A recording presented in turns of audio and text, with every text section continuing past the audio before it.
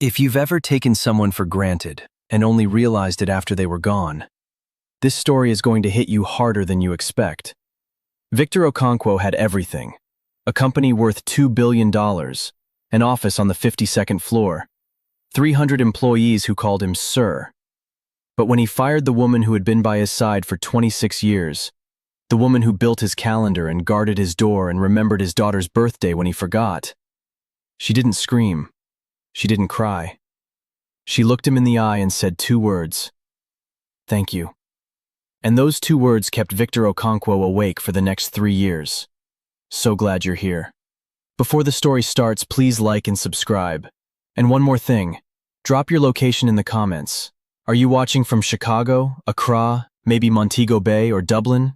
Let us know. Now, what I'm about to tell you is going to make you angry. And it should. Because this man, this powerful, successful, intelligent man, did something to a person who loved him like family. And by the time he understood what he had done, the damage was already carved into stone. Let me tell you about Victor Okonkwo. Victor was 58 years old. He was a large man, 6'1", 230 pounds, with the build of someone who had played rugby in his 20s and never quite lost the frame even after the muscle softened. He had dark skin, smooth and even, a wide face with a strong jaw, and eyebrows that sat heavy above his eyes like 2 thick dashes of charcoal. His head was shaved clean, not because he was losing his hair, but because he believed a shaved head projected authority, which tells you something about Victor right there. Everything about him was calculated to project something: authority, power, control. His suits were custom-made in London, dark blue or charcoal, with monogrammed cuffs. His shoes were Italian, polished so bright you could see the ceiling in them. His watch was an Audemars Piguet that cost more than most people's cars. He wore cologne, Tom Ford, the smoky one, and the scent preceded him down hallways and lingered in rooms after he left, like a signature written in the air. Victor was Nigerian by birth, born in Lagos, raised in a house with 7 siblings, a mother who sold textiles at the market, and a father who drove a taxi 12 hours a day. He came to America at 19 on a student visa with $800, 2 suitcases, and a letter of acceptance to Georgia Tech. He studied electrical engineering. He graduated top of his class. He worked for 3 companies in 6 years, learning everything, sleeping 4 hours a night, saving every dollar. At 29, he started his own company, Okonkwo Technologies, in a rented office above a laundromat in Decatur, Georgia, with 1 desk, 1 phone, and 1 employee. That 1 employee was a woman named Ruth Abigail Mensah. That woman deserved so much better than what he gave her. Ruth was 24 years old when she walked into Victor's office above the laundromat. She was a small woman, 5'2", barely 110 pounds, with dark skin, round cheeks, and eyes that were always paying attention. She wore her hair in short twists, neat and close to her head, and she dressed simply: a blouse, dark pants, sensible shoes, a thin gold bracelet on her left wrist that had been her grandmother's. She spoke softly, not because she was shy, but because she had learned early in life that people lean in when you speak softly, and leaning in means listening. Ruth wanted people to listen. And they did, when they were smart enough to pay attention. Ruth was Ghanaian, from Kumasi. She came to America at 20, worked as a hotel maid for 2 years, put herself through community college at night, and earned an associate degree in business administration. She answered an ad Victor had placed in the Decatur Daily. Administrative assistant needed. Must be organized, patient, and willing to work long hours. Pay is modest. Growth is unlimited. Ruth came to the interview with a folder. Inside the folder was a plan. A 3-page document she had typed herself, single-spaced, outlining how she would organize Victor's office, manage his schedule, handle his correspondence, and track his expenses. She had researched his company, which, at that point, consisted of Victor and an idea, and she had written a paragraph about why she believed in what he was building. Victor read the plan. He looked at Ruth. He looked at the plan again. He hired her on the spot. For 26 years, Ruth Mensah was the foundation of Okonkwo Technologies. Not the face, that was Victor. Not the brain. That was Victor too, along with the engineers and developers he hired as the company grew. Ruth was the foundation. The thing nobody sees but everything stands on. She was the first person in the office every morning, 6:30 before the lights came on, and the last to leave every night. She managed Victor's calendar with the precision of an air traffic controller. She screened his calls, sorted his mail, organized his files, booked his flights, arranged his meetings, remembered every client's name, every investor's preference, every board member's wife's birthday. She ordered Victor's lunch, grilled chicken, brown rice, steamed broccoli, the same thing every day for 26 years, because Victor believed routine fueled discipline. She kept a spare tie in her desk drawer, dark blue, silk, in case Victor spilled something. She kept a bottle of his cologne in the office bathroom cabinet. She kept antacid tablets in the top right drawer of her desk because Victor's stomach bothered him when he was stressed. And he was always stressed.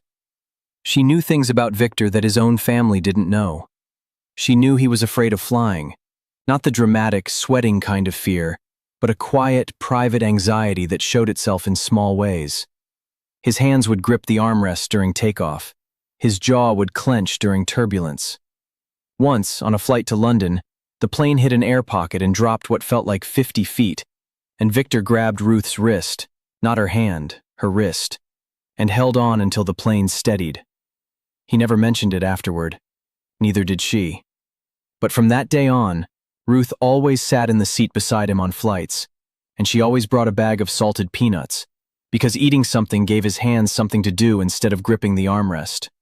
She knew he called his mother in Lagos every Sunday at exactly 3 o'clock Eastern Time. It was the most important appointment on his calendar.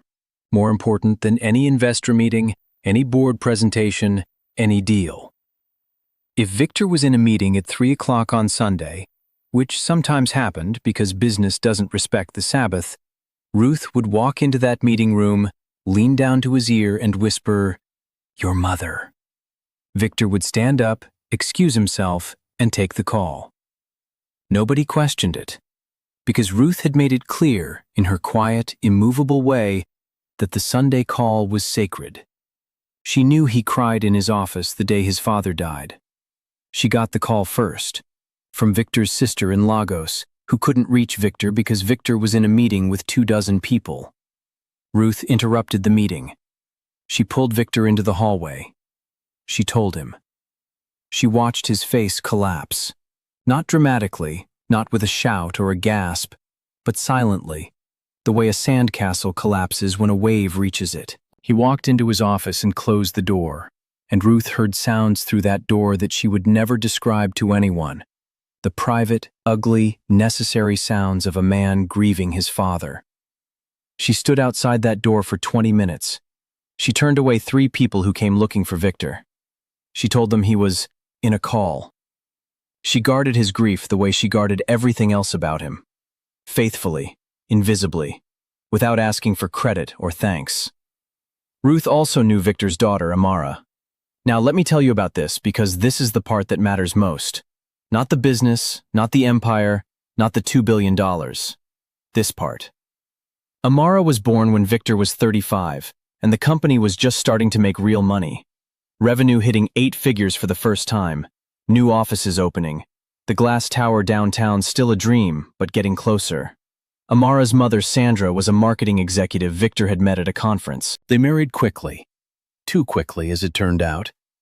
Sandra wanted a partner. Victor wanted a wife who understood that the company came first. Those two things are not the same, and the marriage lasted 5 years before the gap between them became a canyon. Sandra left when Amara was 4. She took half of what Victor had at the time, which, measured against what he would eventually build, wasn't much. She moved to Charlotte. Amara stayed with Victor. He fought for custody the way he fought for contracts, with lawyers and strategy and relentless pressure. He won. He always won. But winning custody and being a good father are 2 entirely different things. And Victor was not a good day-to-day father. He loved Amara, deeply, ferociously, with the intensity of a man who pours everything into whatever he decides matters. But love without presence is just a word, and Victor was rarely present. He forgot her school events, science fairs, talent shows, the fourth-grade play where she was the narrator and wore a blue dress Dorothy from the PTA had helped her pick out. He forgot parent-teacher conferences. Ruth went to 3 of them, sitting in a tiny chair, taking notes, reporting back. He forgot that Amara liked her sandwiches cut diagonally, not straight. He forgot that she was allergic to strawberries. He forgot that she was terrified of thunderstorms and needed someone to sit with her in the dark and count the seconds between lightning and thunder. Ruth remembered. Ruth remembered everything.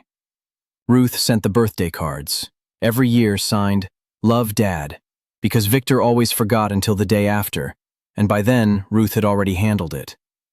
Ruth ordered the birthday cakes, chocolate with vanilla frosting, Amara's favorite, from a bakery on Ponce de Leon Avenue that made the frosting thick and sweet, every year from age 5 to age 18, without fail. Ruth went to the school plays when Victor was in meetings or on planes or in cities that were not the city where his daughter was standing on a stage in a blue dress, waiting for her father to be in the audience.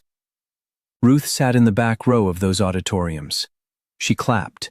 She took photographs, on a disposable camera, because Ruth didn't trust digital photos not to disappear. She had the photos developed at the CVS on Peachtree, and she put them in an envelope, and she left them on Victor's desk with a sticky note.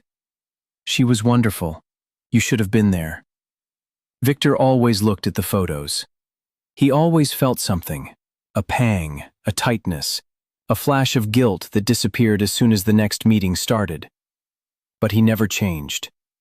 The next school play would come, and Victor would miss it again, and Ruth would be there again, clapping in the back row. Amara grew up knowing 2 constants in her father's world: the smell of Tom Ford cologne that lingered in the office, and the sound of Ruth's voice on the phone saying, "Your father loves you very much, sweetheart. He's just very busy right now, but he loves you. Don't ever doubt that." Ruth said those words so many times, with such conviction and such tenderness, that Amara believed them. Not because her father's actions proved them, because Ruth's voice made them feel true. By the time Victor was 55, Okonkwo Technologies was worth $2 billion, 300 employees, offices in Atlanta, New York, and London, government contracts, private sector deals. Victor's face was in Forbes and Black Enterprise and on panels at Davos. He had done it.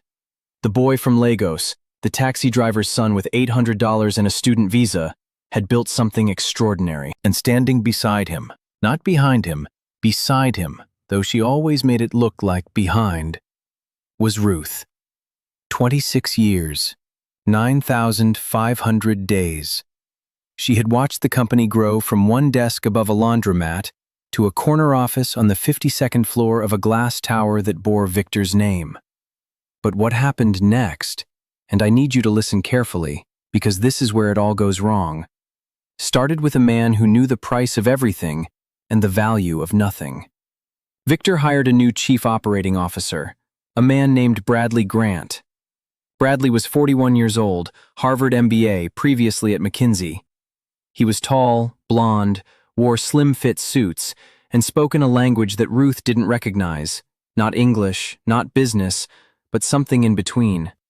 Optimize, synergize, right size. Words that sounded smart but said nothing. He walked through the office like he was measuring it for new furniture, and he looked at Ruth the way you look at a piece of furniture you've already decided to replace. Bradley told Victor that the company needed to modernize its operations. He said the executive floor was overstaffed with legacy positions. He said, and this is a direct quote because Ruth heard it through the wall, "Victor, you have a personal assistant who's been here since the Stone Age. She's making $72,000 a year to order your lunch and manage your calendar. An AI system could do that for $600 a month." Victor sat in his office and listened. He should have thrown Bradley out. He should have said, "That woman is the reason this company exists. She was here when we had one desk and a dream, and she will be here when I'm gone." That is what he should have said. But Victor had changed. Success had changed him. The boy from Lagos, the boy who shared a bedroom with 7 siblings and ate rice and stew every night and knew the value of every naira his mother earned, that boy had been buried under 26 years of success. In his place was a man who wore Audemars Piguet watches and flew first class and measured people by their titles and their output and their return on investment. Victor had become the kind of man he swore he would never be, and he didn't even notice. "Handle it," Victor told Bradley. Handle it. 2 words. 26 years dismissed in 2 words. But Victor didn't let Bradley handle it. Some last scrap of conscience, or maybe just cowardice disguised as decency, made Victor decide to do it himself. He called Ruth into his office on a Friday afternoon in September. The office was on the 52nd floor, floor-to-ceiling windows, a view of Atlanta that stretched to the horizon, a desk the size of a dining table, And behind that desk, a man who was about to make the worst mistake of his life. Ruth walked in. She was wearing what she always wore, a blouse, dark pants, sensible shoes, the thin gold bracelet on her wrist. She sat in the chair across from Victor's desk, the same chair she had sat in 10,000 times over 26 years. She folded her hands in her lap. Victor couldn't look at her. He looked at the window. He looked at the desk. He looked at a spot on the wall 2 feet above her head. His hands were flat on the desk, pressing down, as if he could push the words out through the furniture. "Ruth," he said, "we're restructuring the executive office. Bradley and I have been reviewing positions and we've decided to go in a different direction." Ruth didn't move. Her hands stayed folded. Her eyes stayed on Victor's face. She waited. "Your position is being eliminated," Victor said, "effective at the end of the month." Silence. 5 seconds. The kind of silence that is louder than any shout. Ruth sat perfectly still. She blinked once. She breathed. She looked at Victor, at his face, which was turned away, at his eyes, which wouldn't meet hers, at his hands, which were pressing so hard on the desk that his fingertips were white. Then Ruth Mensah did something that would haunt Victor Okonkwo for the rest of his life. She stood up. She straightened her blouse. She looked him directly in the eyes, the first time in that conversation that their eyes truly met. And she said 2 words. "Thank you." Not thank you with sarcasm. Not thank you with tears. Not thank you with anger disguised as politeness. She said it simply, plainly, the way she said everything, with a directness that made the words land like stones on still water. Then she turned and walked out. Victor sat in his chair. The office was silent. The city stretched out below him. Cars, buildings, people, all of it small and distant and meaningless. He stared at the door Ruth had just closed, and he heard those 2 words echoing in his head. Thank you. What did she mean? Thank you for what? For 26 years? For the job? For the company she helped build? For finally letting her go so she didn't have to watch him become someone she didn't recognize? Victor didn't know. And that not knowing, that gap, that unanswered question, settled into his chest like a splinter that he couldn't reach. But this story is far from over. Ruth left quietly. She packed her desk on a Monday morning, before anyone else arrived, because Ruth was always first, and she wanted to be gone before the questions started. She packed 26 years into 2 cardboard boxes: the spare tie, the antacid tablets, the bottle of cologne, a folder of photographs, Amara at school plays, Amara at birthday parties, Amara at graduation, a framed photo of Ruth and Victor at the company's 10th anniversary gala, both of them smiling. Victor holding a glass of champagne, Ruth standing slightly behind him, the way she always stood, close enough to help, far enough to disappear. She left a note on her desk, a sticky note. It said, "The grilled chicken place on 5th closes at 2 p.m. on Fridays. Bradley doesn't know this." That was all. And just when Victor thought the story was over, it was only beginning. The first month was fine. Bradley hired a new executive assistant, a young woman named Taylor, 26, efficient, tech-savvy, with a degree in organizational management. Taylor used apps and scheduling software and cloud-based systems that made everything look sleek and modern and optimized. Victor's calendar was digital now. His lunch was ordered through an app. His calls were screened by a phone tree. Everything was optimized. Everything was synergized. Everything was right-sized. And everything started falling apart. Small things first. The things nobody notices until they're wrong. Victor missed a call with an investor in London because Taylor scheduled it in Eastern Time instead of Greenwich Mean Time. Ruth would never have made that mistake. Not because Ruth was smarter than Taylor, but because Ruth knew that Mr. Hargrove in London was in the GMT zone and was a stickler for punctuality, and once canceled a deal because someone was 3 minutes late to a call. Ruth knew these things the way a gardener knows which plants need shade. Taylor knew scheduling software. Those are not the same thing. Victor showed up to a board meeting without the revised financials because Taylor put the wrong version in his briefcase. The original version, not the updated one with the Q3 corrections.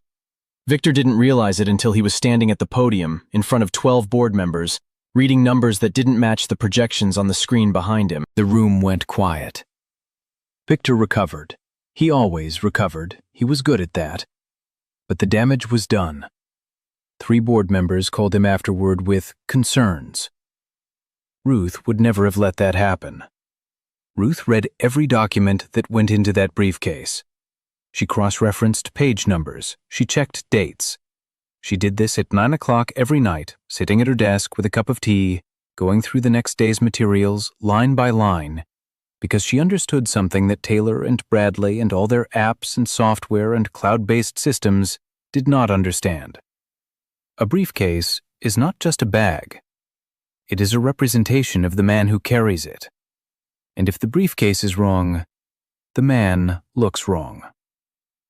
Victor's lunch came wrong 3 days in a row. Rice pilaf instead of brown rice, baked chicken instead of grilled, and on the 3rd day, a salad with strawberries, which Victor was mildly allergic to. Not deadly allergic, itchy throat allergic. Ruth knew this. Ruth had known this for 26 years. The app did not know this, because nobody had told the app, because some things about a person cannot be entered into a database. They live in the memory of someone who cares. These were small things, annoyances, the kind of problems that a CEO with $2 billion should be able to absorb without blinking. But they accumulated the way water accumulates behind a dam, slowly, steadily, each one adding pressure, each one adding weight, until one day the dam isn't holding water anymore. It's holding a disaster. Then the big things started. Victor's mother called on a Sunday at 3 o'clock. Nobody answered the office phone, because the office phone was now routed through a digital system that didn't flag personal calls. The system was designed by Bradley, optimized, synergized, right size, and it treated Victor's 79-year-old mother in Lagos the same way it treated a cold call salesman from a printer supply company. Thank you for calling Okonkwo Technologies. If you know your party's extension, Victor's mother called 3 times. Each time she got the recording. She sat in her house in Lagos, a modest house in the Surulere neighborhood, the same house where she had raised 8 children on a taxi driver's salary, and she listened to a machine tell her that her call was important. She didn't understand the system. She didn't know which buttons to press. She hung up and called Amara, crying, "I can't reach your father. Something is wrong." Amara called Victor. Victor called the office. He got the same recording. "Your call is important to us. Please leave a message after the tone." Victor slammed the phone on his desk so hard the screen cracked. Ruth would have answered that phone. Ruth always answered that phone. Every Sunday at 3 o'clock for 26 years, Ruth was at her desk. Even on Sundays, even on holidays, with the receiver in her hand before the second ring, saying, "Good afternoon, Mama Okonkwo. He's right here. Let me put you through." She said it in the same warm voice every time, and Victor's mother would laugh and say, "Ruth, my daughter, how are you?" And they would talk for 2 minutes, about the weather in Lagos, about the market, about the cooking, before Ruth connected the call. That was gone now, replaced by a system, replaced by optimization. Victor fired the phone system that afternoon. He had Taylor set up a direct line to his office. No menu, no recording, no buttons. A phone that rang when his mother called. But the damage was done. His mother didn't trust the phone anymore. She didn't call the next Sunday, or the one after that. Victor had to call her, and when he did, she said, "Victor, I don't like calling your office. The machine talks to me like I am nobody." Victor pressed his forehead against the phone and closed his eyes. His mother had never been nobody. His mother was the woman who sold textiles in the Lagos market for 30 years so her children could eat. His mother was the woman who washed other people's clothes so her son could fly to America. His mother was somebody. And he had replaced the person who knew that with a machine that didn't. What Victor was about to discover would change everything. 6 months after Ruth left, something happened that cracked Victor open. Amara was getting married. She was 23 now, living in New York, working at a nonprofit. She had fallen in love with a young man named David, a teacher, quiet, kind, the kind of person who holds doors open and remembers names. Amara called her father to tell him, "I'm getting married, Dad." Victor was in a meeting. He took the call. Amara always got through, that hadn't changed. He said, "That's wonderful, sweetheart. Have Taylor send me the details." Amara paused. "Dad, I don't want Taylor to send you the details. I want to tell you myself." "Of course, go ahead." "The wedding is June 14th. It's going to be small, 20 people, at the Botanical Garden in Brooklyn." "June 14th. Got it." "Dad?" "Yes?" "Ruth already knows. I called her first." Victor went still. He set his pen down. The meeting waited. "You called Ruth?" "She's been calling me every month since she left. She calls on the 15th. She always called on the 15th, remember? She remembers my birthday, Dad. She remembered before you did, every year. She's the one who picked out my birthday cakes. She's the one who came to my school plays." Amara's voice was steady. Not angry. Something worse than angry. Disappointed. "Did you know she kept a scrapbook? A scrapbook of every drawing I made in elementary school. Every photo. Every report card. She gave it to me when I graduated college. 23 years of my life, in a book, put together by a woman who wasn't even my family." Victor sat in his chair. The meeting room was watching him, 8 people around a conference table, waiting. He put the phone against his chest for a moment. Then he lifted it back to his ear. "I didn't know about the scrapbook," he said. "I know you didn't, Dad. That's the problem." Amara hung up. Not in anger, in something quieter. In the gentle click of a daughter who loves her father but has stopped expecting him to be present. Now, here is where the story takes the turn that nobody expected. Victor tried to call Ruth. He dialed the number he'd had for 26 years. Disconnected. She had changed her number. He asked Taylor to find a forwarding address. There wasn't one.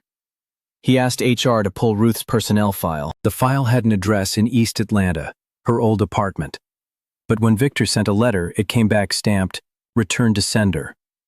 Ruth had moved, and she hadn't left a trail. Victor hired a private investigator. He wasn't proud of it. But the splinter in his chest, those 2 words, "thank you," echoing every night in the dark, had become something he couldn't ignore. He needed to find her. He needed to understand what she meant. The investigator found Ruth in 3 weeks. She was living in Accra, Ghana. She had gone home. She had taken her savings, 26 years of careful, modest savings. The savings of a woman who bought her clothes at Target and drove a 12-year-old Camry and ate lunch from a Tupperware container every day so that her money could work for her instead of against her. And she had gone back to the continent she left at 20 years old, to the country that raised her, to the city where her grandmother taught her to read by candlelight. She had opened a school, the Ruth Mensa Academy for Girls, in Kumasi, in the neighborhood where Ruth grew up, a neighborhood called Atansu, where the roads were unpaved and the water came from a communal tap, and the nearest government school was a 40-minute walk that girls often couldn't make because they were needed at home. Ruth had seen those girls. Their mothers had been those girls. Their grandmothers had been those girls. And she knew that education was the only door that opened from the inside. The school was small. 3 classrooms, 42 students. 2 teachers, women Ruth had hired from the community, trained herself, and paid from her own savings. The building was a converted warehouse that Ruth had bought for $12,000 and renovated over 3 months. She did it with local help, men and women from the neighborhood who showed up because Ruth asked, and because Ruth asked in a way that made people want to say yes. The same way she asked, the same way she had always asked, not with authority, not with money, but with the quiet, immovable belief that something needed to be done, and that doing it together was better than not doing it at all. The school taught reading, writing, mathematics, science, and computer skills.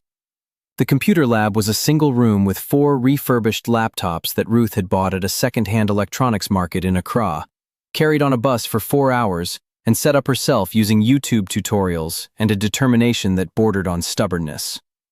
The library was 3 metal shelves of donated books, some in English, some in Twi, sorted by reading level, each one catalogued in a notebook in Ruth's careful handwriting. Victor read the investigator's report in his office. He sat behind the desk the size of a dining table, in the office on the 52nd floor, with the view that stretched to the horizon. And he looked at the photographs the investigator had taken. Ruth standing in front of a bright blue building with white trim. A hand-painted sign above the door. Ruth Mensa Academy for Girls. Ruth was smiling.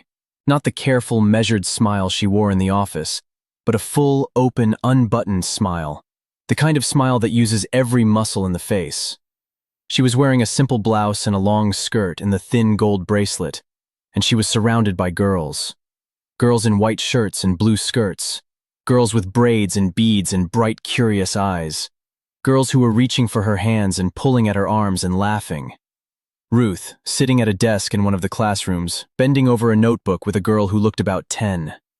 The girl was holding a pencil the way children hold pencils when they're concentrating hard.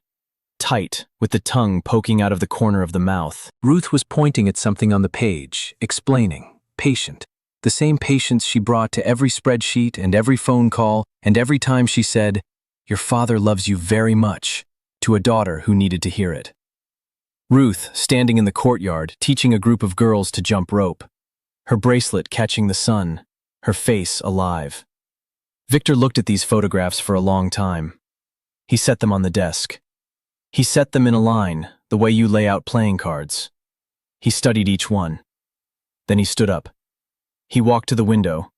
He looked out at Atlanta, his city, his skyline, his glass and steel and concrete, the empire he had built with his mind and his ambition and his 80-hour weeks.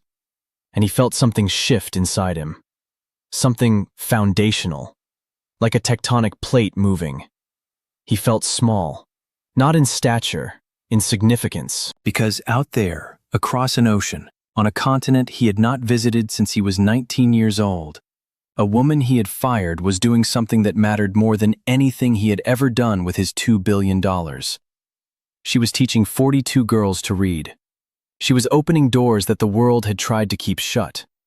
She was building something that would outlast every building Victor had ever financed, every deal he had ever closed, every quarterly report, every Forbes profile, every glass tower with his name on it. Ruth was teaching girls to dream, and she was doing it with the money he had paid her for 26 years of service. She had taken her salary, his money, earned in his service, and she had turned it into something holy. Victor made a decision, not a CEO decision, not a business decision, a human decision. The first fully human decision he had made in a very long time. He was going to Ghana. Victor flew the next week. He didn't tell anyone except his driver, who took him to the airport at 4 a.m. He booked the flight himself, fumbling with the airline website because he hadn't booked his own travel in 26 years. Economy class, row 34, middle seat. He had not sat in a middle seat since 1995. He wore jeans and a plain white shirt. No suit. No Audemars Piguet. He left it in the safe. No Tom Ford cologne. He looked at himself in the mirror and saw something he hadn't seen in years. A regular man. Invisible. And it felt like relief. The flight was 11 hours, Atlanta to Accra. He sat between a woman reading a romance novel and a teenager with headphones. The cabin was cramped. His knees pressed against the seat in front of him. The meal reminded him of the university cafeteria at Georgia Tech 39 years ago, when he was a student with $800. He didn't sleep. He watched the clouds through the window, then the ocean, then, as dawn broke, the coast of West Africa, the coast of home. He had not been back in 39 years. In Accra, he took a public bus to Kumasi, 4 hours on a painted bus with reggae playing from the speakers and the conductor calling the route from the open door. He sat beside a woman with a basket of mangoes and a man holding a live chicken. The chicken clucked once, looked at Victor, and seemed unimpressed. Victor watched the landscape change, city to suburb to farmland to rolling green hills under a sky so wide it felt infinite. He saw red dirt roads. He saw children in uniforms walking to school. He saw women carrying water jugs on their heads, walking straight as queens. He arrived in Kumasi at 2 in the afternoon. The bus station was chaotic. Vendors, taxi drivers, the air thick with diesel and roasted corn and ripe fruit. He asked directions to a tonsu and walked 15 minutes through a neighborhood of concrete buildings and tin roofs and children running and women hanging laundry. He found the school on a side street. Bright blue building, white trim, clean and solid. A small courtyard with a flagpole, and above the door the hand-painted sign, gold letters on blue, Ruth Mensa Academy for Girls. At each end, a small painting of an open book. Victor stood on the sidewalk. Through the open windows, he could hear children's voices reciting in unison, and underneath, a woman's voice, quiet, steady, guiding. The voice that had said, "Good afternoon, Mama Okonkwo," every Sunday for 26 years. Ruth's voice. He walked to the door. It was open, propped open with a brick because the building didn't have air conditioning, and the afternoon breeze was the only ventilation. He stepped inside. The classroom was simple: concrete floor, blue walls, 3 rows of wooden desks, each one occupied by a girl in a white shirt and blue skirt. A chalkboard at the front, covered in math problems.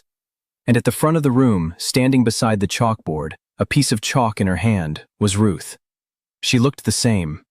Smaller, maybe. Or maybe the classroom made her seem larger. Her hair was in short twists, neat and close to her head. She wore a simple blouse and a long skirt. The thin gold bracelet glinted on her wrist. Her eyes were the same, round, attentive, always paying attention. She saw Victor in the doorway. She stopped writing. The chalk paused on the board. The girls turned to look. For a long moment, nobody moved. The ceiling fan turned slowly overhead. A car horn honked on the street outside. A fly buzzed against the window. "Ruth," Victor said. His voice sounded strange to him. Thin, uncertain, stripped of the authority he wore like armor. He sounded like a boy. Like a boy from Lagos standing in a doorway asking to come in. Ruth set the chalk down. She straightened her blouse. She looked at him the way she had always looked at him, directly, without performance, without pretense. "Class," Ruth said, turning to the girls. "This is Mr. Okonkwo. He's visiting from America." She paused. "He used to be my boss." The girls looked at Victor with the frank, unimpressed curiosity of children. One girl in the front row whispered to her neighbor, and the neighbor stifled a giggle. "Please sit down," Ruth said to Victor. She gestured to a chair at the back of the room. A small wooden chair, the kind designed for an 8-year-old. Victor, 6'1", 230 pounds, Audemars Piguet watch, Italian shoes, lowered himself into that chair. His knees pressed against the desk in front of him. He folded his hands the way Ruth had folded hers in his office the day he fired her. Ruth turned back to the class. She continued the lesson. Fractions. She drew a pie on the chalkboard and divided it into sections, and the girls called out answers, and Ruth nodded and praised and corrected with the same patience and precision she had brought to every task for 26 years. Victor sat in the small chair and watched. He watched Ruth teach. He watched the girls, their faces concentrating, their hands raised, their voices confident. He watched a woman who had been fired from a glass tower transform a warehouse into a place where 42 girls were learning that they mattered. After the lesson, the girls filed out for recess, a small courtyard with a jump rope and a ball and a patch of shade under a mango tree. Ruth collected the chalk and cleaned the board. Then she turned to Victor. "Why are you here?" she said. Not hostile, curious. "Because you said thank you," Victor said. "And I've been trying to understand what you meant for 3 years." Ruth sat on the edge of her desk. She folded her arms. She looked at him the way she looked at a lesson plan, assessing, organizing, deciding where to begin. "I said thank you because I meant it," she said. "You firing me was the best thing that ever happened to me." Victor stared. "How can you say that? I took your job. After 26 years. You took my job. You didn't take my purpose. My purpose was never to manage your calendar, Victor. My purpose was to serve, to be useful, to help someone become who they were meant to be. I did that for you for 26 years. I did it faithfully. I did it well. And then you told me I was replaceable." She paused. "And you were right." Victor flinched. "You were right," Ruth repeated. "Anybody can manage a calendar. Anybody can order grilled chicken. Anybody can keep antacid tablets in a drawer. What you didn't understand, what you still don't understand, is that I wasn't doing those things because they were my job. I was doing them because I loved you. The way a sister loves a brother. The way a person loves someone they've watched grow from a boy with a dream into a man with an empire. I loved your company. I loved your daughter. I loved your mother's Sunday call." Her voice was steady, strong, the voice of a woman who had made peace with everything. "When you fired me, you freed me," Ruth said. She spoke the way she always spoke, softly, directly, without performance. The classroom was quiet. The girls had gone to recess.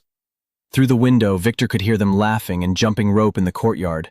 The sound of children who didn't know or care about billionaires and glass towers and the petty cruelties of powerful men. Not because I wanted to leave. I didn't. If you had let me, I would have stayed until I died at that desk. I would have ordered your grilled chicken until I was 90. And that would have been a waste. She set the chalk down and dusted her hands on her skirt. White chalk dust fell like tiny snowflakes. Being fired forced me to ask myself the question I had been avoiding for 26 years. If I'm not serving Victor, who am I? If I'm not organizing your life, whose life do I organize? If I'm not making sure Amara gets birthday cakes and your mother gets Sunday calls, what do I do with all this caring that has no place to go? She looked around the room. The blue walls, the wooden desks, the chalkboard with its fractions, the 3 metal shelves of books, the 4 refurbished laptops, the hand-painted sign she could see through the window, gold letters catching the afternoon sun. "The answer was here," Ruth said. "It was always here. It was waiting for me. 42 girls in Kumasi who needed someone to see them. 42 girls whose families told them school was a luxury. 42 girls who had been invisible their whole lives, the way I was invisible in your office. The way women like me are invisible everywhere, doing the work that holds the world together while the world looks the other way." Victor's jaw tightened. He wanted to object, to say, "You were never invisible to me." But the words died before they reached his mouth, because they weren't true. She had been invisible to him. Not always, not at the beginning, but somewhere along the way, somewhere between the one desk above the laundromat and the 52nd floor of the glass tower, Ruth had become part of the furniture. The most important piece of furniture in the room. And he had let Bradley throw her out like she was an old chair that didn't match. "I don't blame you, Victor," Ruth said, as if reading his thoughts. "I know you. I know you better than you know yourself. I've known that since the day you grabbed my wrist on the plane to London. You're not a bad man. You're a man who got lost. You climbed so high that you forgot what the ground looked like. And the people on the ground, your mother, your daughter, me, we became small to you. Not because you stopped loving us, because the view from the top makes everything look small." She paused. Then she said something that hit Victor like a physical blow. The man who hired me in 1998, the man above the laundromat, with one desk and a dream and $800, that man would never have fired me. That man looked at people. That man remembered birthdays. That man knew that a company is not a machine. It is a family. And families don't optimize each other. Victor's eyes were wet. His hands were trembling in his lap. The small chair creaked under his weight. The ceiling fan turned slowly above them both. "Ruth," he said, "I am sorry. I am so deeply, profoundly sorry.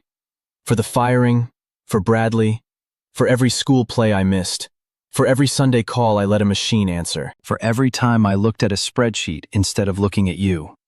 "I know you are," Ruth said. Her voice softened, just slightly, just enough to let him know that the anger, if there ever was any, was gone, replaced by something clearer. "I could see it the day you fired me. You couldn't look at me, Victor. In 26 years, you never once couldn't look at me. That's how I knew it wasn't really your decision. That's how I knew the man I worked for was still in there somewhere, under the cologne and the custom suits." She almost smiled. "Bradley?" Victor nodded. "Bradley doesn't know the grilled chicken place on 5th closes early on Fridays." Victor laughed. A short, broken, completely honest laugh. The kind of laugh that hurts and heals at the same time. The first honest sound he had made in 3 years. "What can I do?" Victor asked. "How do I make this right? How do I fix what I broke?" Ruth looked at him. Those round, attentive eyes. The eyes that had watched him grow from a boy with a dream into a man with an empire, and then into a man who forgot the dream. "You can't fix us, Victor," she said gently. "Some things, once you let them go, they stay gone. I'm not coming back to your office. I'm not answering your phone. I'm not ordering your lunch or keeping antacid tablets in my drawer. That part of our story is finished." Victor nodded. The grief of it, the finality, settled in his chest. "But you can fix what's still fixable," Ruth said. "What's still fixable?" "Amara," Ruth said. "She's getting married in June. She called me to tell me. She called me first, Victor. Do you understand what that means? It means the woman who ordered her birthday cakes is the one she trusts with her joy, not her father." Ruth leaned forward. "Go to that wedding, not as a CEO, not as a billionaire, as her father. Learn her fiancé's last name. Ask about her work. Sit in the front row and cry when she walks down the aisle. And when she calls you, because she will someday with news that matters, answer the phone. Not Taylor, not an app. You." Victor nodded. He wiped his eyes with the back of his hand. Ruth stood up. She picked up the chalk. She turned back to the board. "And Victor," she said without turning around. "Yes?" "The school needs a library, a real one, with computers and books, and a librarian who knows what she's doing." Victor almost smiled. "How much?" Ruth turned her head. The corner of her mouth curled up. "You're a billionaire, Victor. Figure it out." Victor flew home the next morning. On the plane, economy again because something about first class felt wrong now, he made 3 phone calls. The first was to his accountant. He authorized a donation to the Ruth Mensa Academy, enough for a library, a computer lab, teacher salaries for 5 years, and a scholarship fund for graduates. The second call was to Amara. She picked up on the first ring. "Hi, Dad." "Hi, sweetheart. Tell me about David. Tell me everything. What does he teach? Where did he grow up? Does he make you laugh?" Amara was quiet for a moment. Then she said, "Dad, are you okay?" "I'm working on it," Victor said. "I'm working on being okay." The third call was to Bradley Grant. It was short. "Bradley, your position has been eliminated, effective immediately." "Victor, you can't. This is..." "You're right. It isn't synergized. It isn't optimized. It's just the right thing to do. Good luck, Bradley." He hung up. Victor went to the wedding. June 14th, Brooklyn Botanical Garden. 20 people. Just 20, because Amara wanted intimate, not impressive. And David agreed because David was the kind of man who understood that bigger is not the same as better. White chairs on a green lawn, paper lanterns in the trees. Amara had hung them herself the night before. A string quartet playing something soft and classical. Flowers everywhere, white roses and baby's breath and greenery that smelled like rain. Amara in a simple white dress, not designer, not couture, a dress she had found at a small shop in Brooklyn, owned by a woman from Senegal who made every dress by hand. It was beautiful, fitted at the waist, flowing at the hem, with small pearls sewn along the neckline that caught the afternoon light. She looked like her mother, Sandra's grace, Sandra's jaw, and she looked like Victor, his eyes, his strength, his determination. She looked like everything good that two imperfect people had managed to create. Victor sat in the front row. He was wearing a suit, not custom-made, not London. A simple, dark suit he had bought at a department store 2 days ago because the suits in his closet felt wrong for this. Too expensive, too calculated. He wanted to be a father at a wedding, not a CEO at an event. He cried when Amara walked down the aisle. Real tears, the unglamorous kind. The kind that come from the part of you that you've been keeping locked up behind Tom Ford cologne and boardroom composure and the carefully constructed armor of a man who believes that showing emotion is showing weakness. The tears came, and Victor did not wipe them away.